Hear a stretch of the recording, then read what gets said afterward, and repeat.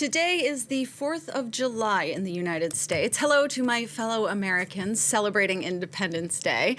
And then next Sunday, the French will also celebrate their National Day. And Solange Moujon is here in the studio with us to break down some of the traditions on both sides of the Atlantic. And notice that you are dressed appropriately for both the U.S. and France in red, white, and blue. Nice choice. Red, white, and blue, bleu, blanc, rouge. I tried. So Solange, let's start with the U.S. It's 4th of July. What are Americans actually doing today? Well, as we both know, and in all seriousness, what are they doing today? Well, they're mostly eating. For years, it has been about hot dogs and hamburgers and potato salad and coleslaw and apple pie and watermelon.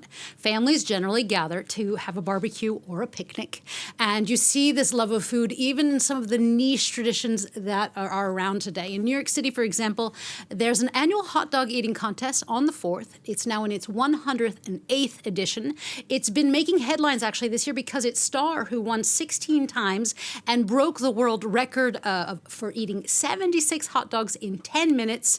Well, he won't be participating because he signed an endorsement deal with a plant-based or a non-meat company.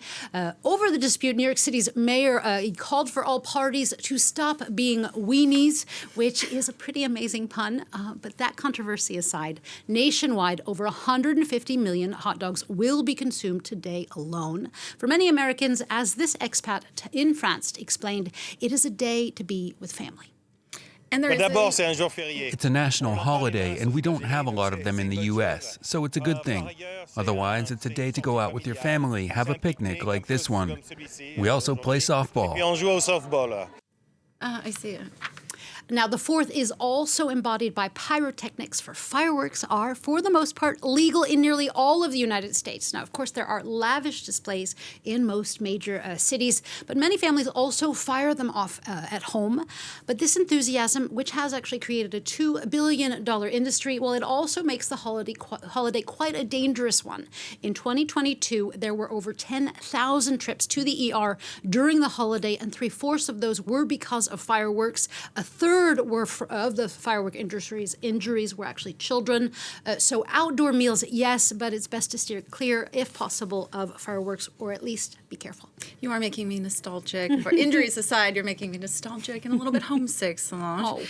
There is a third tradition that really embodies Independence Day, which is parades. Yeah, like in many countries, military parades are a standard on such holidays. And actually in Rwanda, for example, they're celebrating Liberation Day today, and they're doing it with a military parade. But back to the U.S.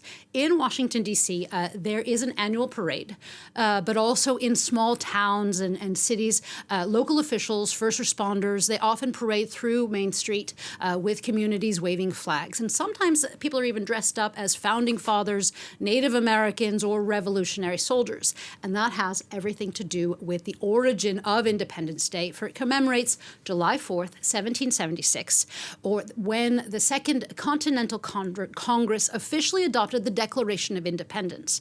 Now, this secession from Britain was actually signed 2 days earlier on July 2nd. And for the history trivia, the one and only president who refused to celebrate it on the 4th of July, well, it was John Adams. This is the U.S.'s second president. He turned down invitations to festivities on the 4th because he was adamant that celebrations should be on the 2nd, the day the document was signed, but not yet adopted. But this tidbit does not end there. Adams actually ended up dying on the 4th of July in 1826, which was the 50th anniversary. And to boot, he was not the only president, a U.S. president, to die on that day. Thomas Jefferson, who drafted much of the Declaration and became the U.S.'s third president, well, he also died on the 50th anniversary, which for many Americans at the time, they felt it was often a sign of the importance, a sign from who knows where, of what happened in July 1776. And Solange, 14 years after that, there would be another significant gathering, this time in France. Yeah, and it was actually the first time an American, a U.S. flag was flown abroad in a foreign country. On July 14th, 1790, there was an inaugural gathering on the Champ de Mars in Paris, and it was called La Fête de la Fédération. And it was celebrating the French Revolution, which had begun a year earlier, but also the fact that advances had been made, that France would become a constitutional monarchy monarchy led by a national assembly. Now, of course, violent days were ahead with the toppling of the monarchy, but at that point there was a bit of calm, and across France, people celebrated this movement forward, and how a year earlier, on July 14th, 1789, insurgents stormed the Bastille prison. Now, today, Bastille Day, as we say in English, but it's important to note the French do not call it this. They call it the 14 Juillet, or Fête Nationale. It is made up of some of the same traditions that the 4th of July has. There is, of course, a major military parade, fireworks as well. There isn't as much focus on food, though, but there is focus on dancing. Here in France, there's something called the Bal des Pompiers, or the Firemen's Ball.